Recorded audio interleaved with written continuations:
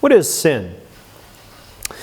The Bible answers that question in a number of different ways. There are different words that are used in both Hebrew and Greek to describe sin that are translated as the English word sin.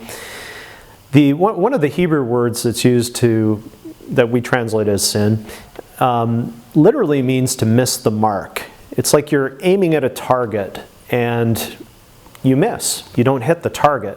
And in the nature of the case, the idea is that God's law gives us a target to hit. We're supposed to hit it dead on. We're supposed to do exactly what God has said, but we miss with the way we live. Another one of the biblical words that's used to describe sin in its original sense means to transgress, to go over the boundary. Right? So the idea here is that there's a line that's been drawn. And when you sin, you go over that line. You go somewhere where you're not supposed to go. Also in the New Testament, we find that famous line from one of John's epistles where it says that sin is lawlessness. Sin is an abandonment of the law of God. It's putting yourself above the law of God. You'd say that what God wants, what God says, I don't want what God says. I want what I say.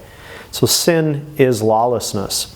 Sin is also described in the Bible as iniquity. It's described as evil. It's described as rebellion.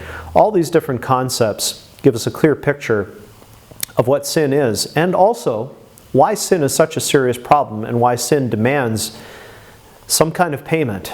And you can make that payment for yourself, or you can try to make that payment for yourself. You spend an eternity doing that in hell, or you can have Jesus Christ pay for your sin.